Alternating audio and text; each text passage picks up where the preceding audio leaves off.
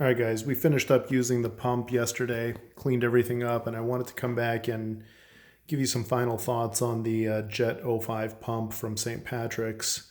Overall, very high quality machine, built well. Um, I would say performance wise, it met my expectation in terms of volume. Couple things I do want to note. Um, Essentially, you are restricted by the size of hose that you have. In this case, you could see we were using a undersized 5/8 inch hose. Really what we needed in this case was a 3/4 inch ID braided hose instead of this clear vinyl tubing. Unfortunately, I just didn't have the time to go to the store and pick it up with everything going on.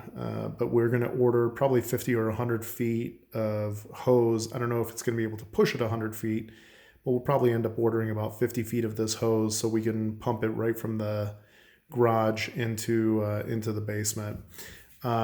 Second thing to note, you absolutely have to prime this pump before you use it. Kind of a pain in the ass, especially when you are transferring from one container to the other. And if you're not paying attention, you pull in a bunch of air because you finish with the first container. You're going to dry the chamber up, and then you're going to have to reprime the pump, which was a little bit of a hassle. The other thing I did not like about the pump is it doesn't have an on and off switch.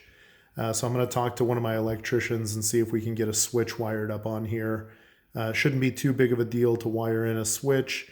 The other thing I could probably do, and again, I'll have to talk to somebody about it before I do it, is the freestanding GFI switches that you plug into the wall that have the fault switches. Maybe I'll just plug one in and then use that as a switch rather than actually hardwiring a switch on this.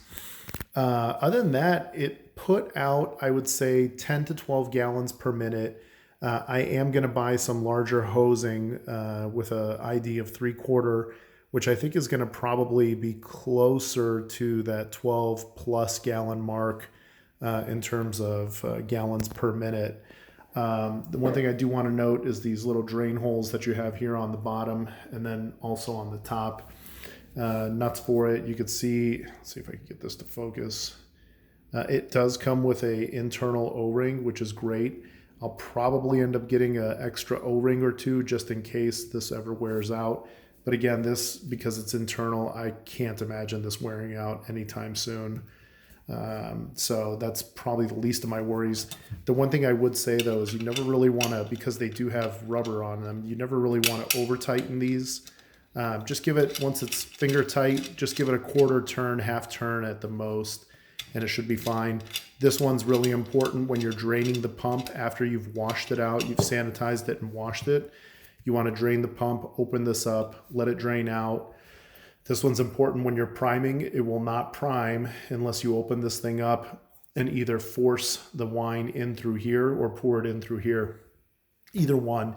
The first time we primed it, we used water and then started pulling wine into it. That was just kind of a pain in the ass. Going forward, what we're going to do is just put a funnel on it, fill it with wine after we sanitize it and wash it, and use the wine as the primer.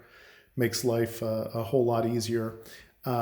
With the right hosing, this pump was not pulling in any air, so we weren't oxygenating the wine. It was actually a very good quality pump in terms of oxygenation. Some of the other diaphragm pumps that we've bought from Morewine have really been pretty harsh on the wine. I mean, they oxygenated it pretty bad with the diaphragms. This one, I would say, is probably the best one that we've used so far. And for the cost, a couple extra dollars, this is way more solid. This is going to last us a very, very long time. I can't imagine anything going wrong with this thing. We'll probably have this thing for the next 10, 15 years. If we had a bigger winery, if we were working with more than 1,000 gallons a year, I would probably upgrade to something a little bit bigger.